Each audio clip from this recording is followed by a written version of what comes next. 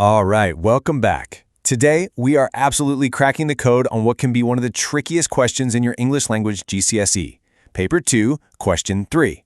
We're going to break down exactly how you analyze a writer's language in nonfiction texts so you can bag those top marks. So, let's jump right in.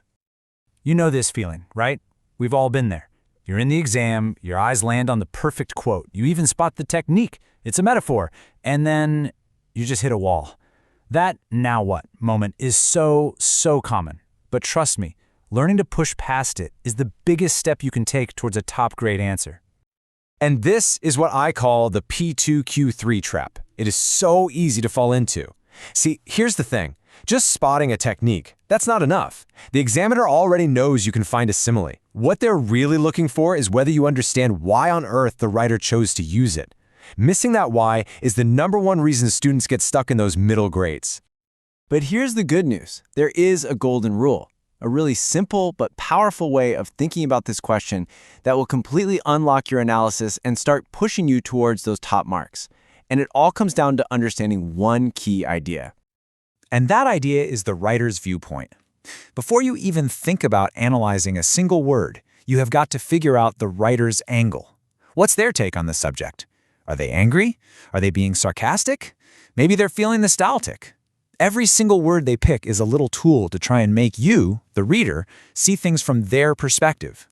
So this is it. This is the magic formula. You identify the method, that's the what they're doing. You explain its effect, that's how it impacts the reader. And then, crucially, you link it all to the writer's viewpoint, that is the big why. If you can nail all three of those, you're getting the marks. Simple as that.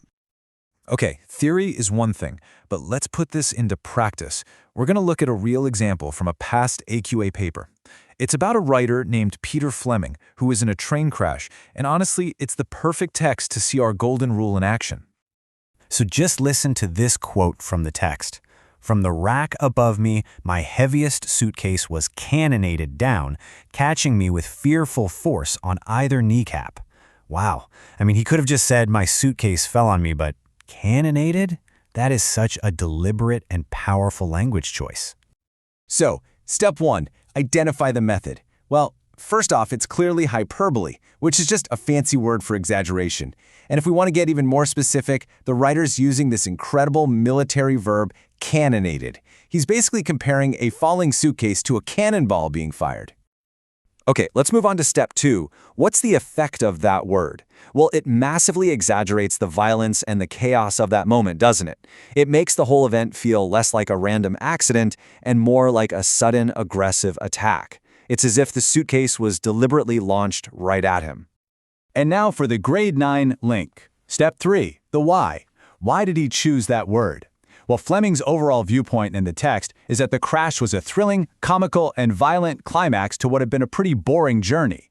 So by using this completely over-the-top military language, he transforms the accident into something dramatic and exciting, like a scene from an action movie, not a real-life tragedy. He is literally shaping our perspective to match his own. So what does this actually look like when an examiner is marking your work? Let's compare a pretty basic response to a top-level one. For this exact quote, you'll see exactly how our little formula makes all the difference. Okay, so a level 2 answer just states the obvious. It says the writer uses hyperbole to show the suitcase hit him hard. I mean, it's not wrong, but it's basic. Now look at the level 3 answer. See how it's getting clearer? It's moved from just the what to the how, explaining that the language exaggerates the power of the crash and suggests a painful impact. Much better. But here it is. This is the real game changer, the jump to level 4. This answer connects everything to the writer's viewpoint. It uses brilliant analytical words like warfare and comical attack, framing the entire thing as a theatrical event. This is what perceptive grade 9 analysis looks like. It is all about the why.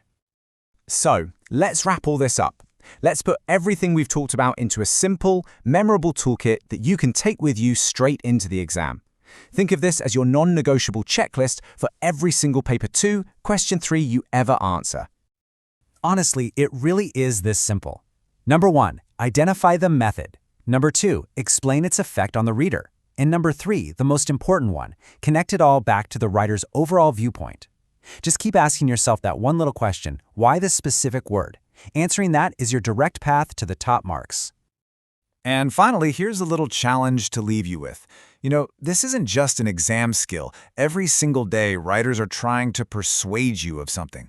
So next time you're reading a news article or an opinion piece, or even just a blog post, try to become a viewpoint detective. See if you can spot the subtle methods they're using to shape your opinion. Give it a go. Thanks for joining me.